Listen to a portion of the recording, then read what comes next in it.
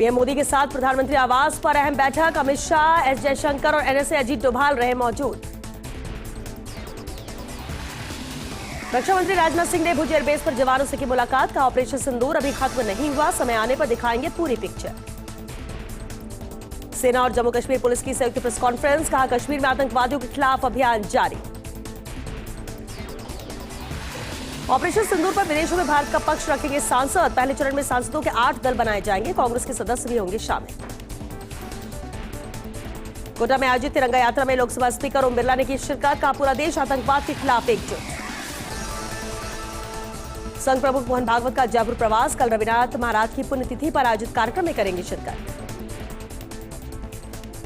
PM Modi के दौरे को लेकर तैयारियां तेज। सीएम विजयलाल शर्मा का कल बीकानेर दौरा प्रस्तावित। दौरे की तैयारियों का लेंगे जायजा। एमपी के डिप्टी सीएम जगदीश देवड़ा की सफाई। कहा, मेरे बयान को तोड़ मरोड़ कर पेश किया गया। जवानों के चरणों में देश नतमस्तक। कांग्रेस सांसद प्रियंका गांधी का बीजेपी पर निशाना। कहा, बीजेपी नेता सेना का अपमान कर रहे हैं, बीजेपी कार्रवाई के बजाय बचा रही है। केंद्रीय मंत्री ज्योतिरादित्य सिंधिया का बयान। कहा, पीएम मोदी और सीएम हिमंता के नेतृत्व में मिली स्थानीय चुनावों में जीत। सुप्रीम कोर्ट का पश्चिम बंगाल सरकार को आदेश। कर्मचारियों को 25% महंगाई भत्ता देने का आदेश। भोपाल में सॉलिड वेस्ट मैनेजमेंट नियमों को लागू न करने पर सुप्रीम कोर्ट ने लगाई फटकार। कहा, निगम के आदमपुर डंपिंग साइट पर 5 दिन तक आग लगी। आग 2016 के नियमों का पालन न करने के कारण लगी। वक्फ संशोधित कानून को चुनौती देने वाली नई याचिकाओं पर सुप्रीम कोर्ट का सुनवाई से इंकार। 20 मई को लंबित मामले पर होगी सुनवाई। हरे कृष्ण मंदिर पर नियंत्रण को लेकर चल रही कानूनी लड़ाई समाप्त। सुप्रीम कोर्ट ने इस्कॉन बेंगलुरु के पक्ष में सुनाया फैसला। भोपाल में राजभवन के बाहर कांग्रेस ने किया प्रदर्शन। मंत्री विजय शाह के इस्तीफे की मांग की। लोकसभा में नेता प्रतिपक्ष राहुल गांधी का बयान। कहा, देश न डंडे से चलेगा न डर से, बाहर चलेगा सच और संविधान से। व्याख्याता स्कूल शिक्षा भर्ती 2022 से जुड़ा प्रकरण। आरोपी अशोक कुमार बिश्नोई की दूसरी जमानत याचिका खारिज।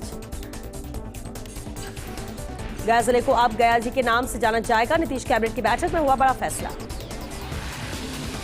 पटना में अपार्टमेंट में घुसकर युवती की हत्या। हत्या के बाद युवती को जलाने की कोशिश की। मुंह में गैस पाइप डालकर लगाई आग। तमिलनाडु में 12 जगह ईडी की रेड। टेस्ट बैंक से जुड़े मनी लॉन्ड्रिंग के मामले में रेड। यूएन ने भारतीय अर्थव्यवस्था की तारीफ की। कहा, भारत की इकोनॉमी सबसे तेजी से बढ़ रही है। इस साल 6.3% की वृद्धि का अनुमान। पाकिस्तान ने ब्रिटेन के अखबार का बनाया फर्जी पेज। द डॉन के फैक्ट चेक में अखबार पेज साबित हुआ फर्जी। जेलेंस्की के साथ सीधी बातचीत नहीं करेंगे पुतिन। रूसी राष्ट्रपति ने तुर्की में शांति वार्ता के लिए भेजा दूसरा प्रतिनिधिमंडल। चीन में महसूस किए गए भूकंप के झटके। रिक्टर स्केल पर 4.5 रही भूकंप की तीव्रता। हांगकांग सिंगापुर में कोविड केस में 28% इजाफा। हांगकांग में कोरोना के 31 मामले सामने आया। सिंगापुर अलर्ट पर। अमेरिका मनाएगा भारतीय संविधान की 75वीं वर्षगांठ। न्यूयॉर्क स्टेट सीनेट ने पारित किया प्रस्ताव। अमेरिका राष्ट्रपति डोनाल्ड ट्रंप का बड़ा बयान। कहा, जल्द ही पुतिन से मिलूंगा, सीधे बातचीत जरूरी। 1 जून से 31 दिसंबर 2024 तक रिक्त पदों के लिए उपचुनाव। रिक्त पदों के लिए चुनाव 8 जून को मतदान, 9 को मतगणना। ऑपरेशन क्लीन स्वीप के तहत सीएसटी की करनी बिहार थाना इलाके में बड़ी कार्रवाई। मादक पदार्थ तस्कर सतीश पुरोहित गिरफ्तार। 29 राज्यों में आंधी तूफान और बारिश का अलर्ट। एमपी में आंधी बारिश का अलर्ट। वहीं बिहार में हीट वेव का येलो अलर्ट।